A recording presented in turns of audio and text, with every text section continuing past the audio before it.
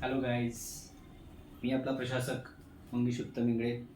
आज आपण बघणार आहोत इलेक्शन प्रोसेसमध्ये जे नियमावली 28 फेब्रुवारी 2024मध्ये इलेक्शनमध्ये जो अमेंडमेंट झाला त्याबद्दल आपण इन्फॉर्मेशन घेणार आहोत.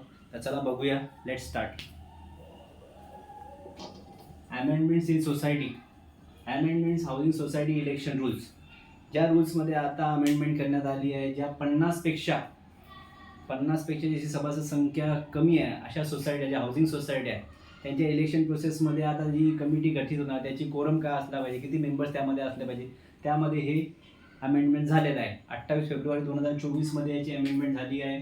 तर पहिला पॉईंट आपला, जी अमेंडमेंट झाली हाऊसिंग सोसायटी बिलो 50 मेंबर्सचा एक अमेंडमेंट झाला आहे. 28 फेब्रुवारीला 2024मध्ये एक परिपत्रक काढलं होतं.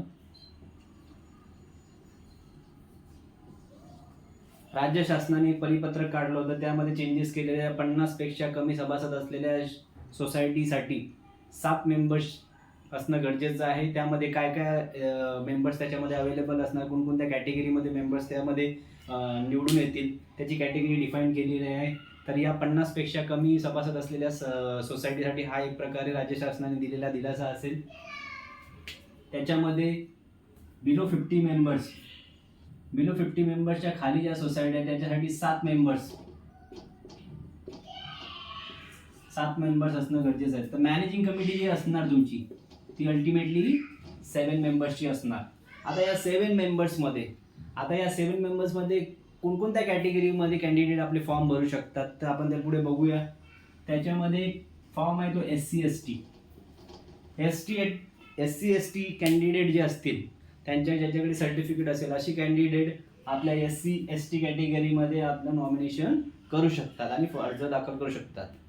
तो उमेदवारीचा अर्ज आपल्याला दाखल करायचा असेल, ज्याच्याकडे SC STचं सर्टिफिकेट असेल, कास्ट सर्टिफिकेट असेल, तर त्याच्या कोटामधून ते आपला उमेदवारी अर्ज इथे भरू शकतात.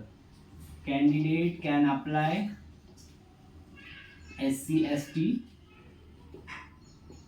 कॅटेगरी. सेकंड आहे, हा एक नंबर त्यांनी दिलाय. या कॅटेगरीमध्ये एक मेंबर जो आहे तो SC ST कॅटेगरीमधून तुम्ही फॉर्म भरू शकता. सेकंड आहे ओबीसी सुद्धा एक नंबर्स आहे. एक कोटा त्यांनी ठेवलाय, तो ओबीसी कॅटेगरीसाठी आहे. ओबीसी कॅटेगरी सुद्धा एक मेंबर आपला नॉमिनेशन अर्ज दाखल करू शकता ओबीसी कॅटेगरी. त्यासाठी त्यांना जात प्रमाणपत्र दाखवायला लागेल निवडणूक अधिकाऱ्याला आणि तो फॉर्म तिथे सबमिट करायला लागेल विथ डॉक्युमेंट्स. 5वा पॉईंट आपण बघतो, एक महिलाला राखीव पद दिलंय. महिलासाठी एक कोटा ठेवला आहे, त्यासाठी सुद्धा एकच आहे. एक कोटा महिलेसाठी सुद्धा अर्ज करू शकतात, लेडीज कोटा.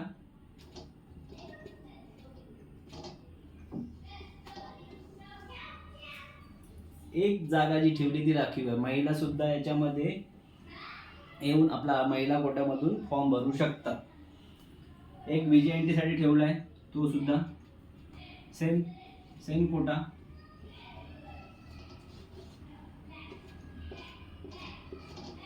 त्याच्यानंतर सर्वसाधारण ज्या कॅन्डिडेट जे अप्लाय करणार आहे, आपले फॉर्म भरणार आहे, त्यासाठी 3 जागा आहे, 3 नंबर्स, जी ओपन कॅटेगरीमध्ये 3 जागा ज्या आहेत, ज्या ओपन कॅटेगरीसाठी ठेवलेल्या आहेत. VJNT, ladies quota, OBC, SC ST, या सगळ्या 1 2 3 4 जागा या रिझर्व आहे आणि 3 जागा ज्या आहे ज्या ओपन आहे, ज्याच्यामध्ये कोणी उमेदवार आपली त्यांची पात्रता असेल तर ते फॉर्म भरू शकतात. अशा मिळून टोटल 7 मेंबर्सची ही कमिटी असणार.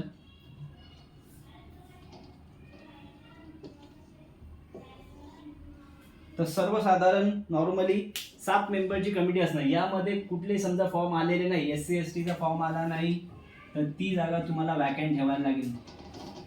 महिलाची कधी जागा नसेल, ती फॉर्म आला नसेल, तर ती सुद्धा जागा रिक्त ठेवायला लागेल. त्यामध्ये कुठलीही तुम्ही त्याच्यामध्ये भर घालू शकत नाही, ती जागा रिक्त राहणार जोपर्यंत तो कॅन्डिडेट तिथे अवेलेबल असणार नाही किंवा त्यांनी अर्ज दाखल केला नसेल.